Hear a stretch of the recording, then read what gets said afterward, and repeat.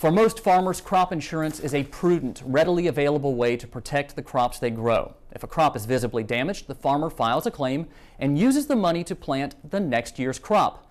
But what if you can't see the crop you want to insure? As This Week in Louisiana Agriculture's Michael Dana reports, that was the dilemma for many Louisiana oyster farmers until now.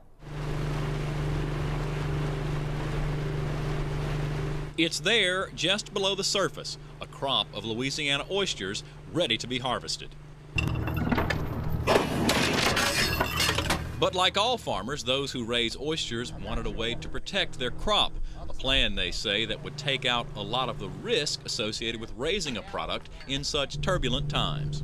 When you're putting money to plant a crop, unless you have some protection after the 2 devastating years of the hurricane that we had, you kind of hesitate to put money back to know you're going to be wiped out in a year and then twice within a year. So the Louisiana Farm Bureau and its Oyster Advisory Committee worked for more than 3 years to get a federal crop insurance program in place for oysters. The pilot program is the first of its kind in the country and in the world, for that matter, says the man who helped draft the concept's framework. They can qualify for the program by bringing 3 years of their production history to their insurance agent, and the insurance agent will calculate their insurance guarantee from those records. CERTA says the Gulf and its oyster basin, as it's known, will have a production quotient.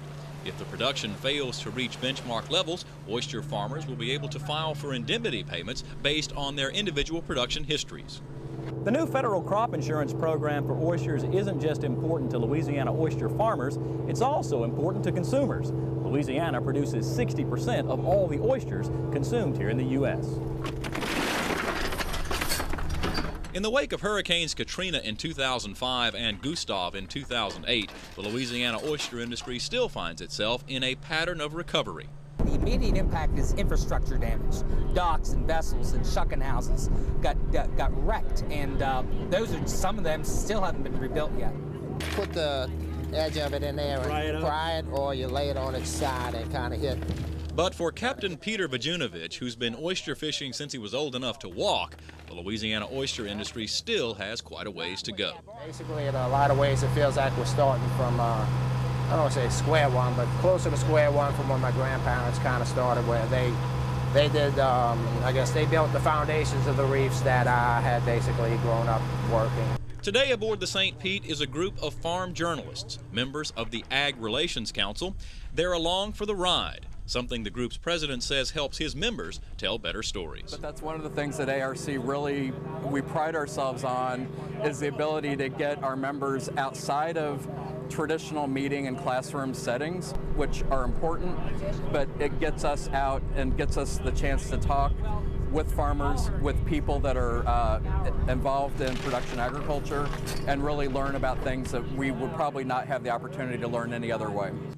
In Plaquemines Parish, I'm Michael Dana for This Week in Louisiana Agriculture. According to Dr. John Supan, the Louisiana oyster industry has a dockside value of about $35 million a year. When distribution and retail factors are considered, that number climbs to nearly $200 million a year.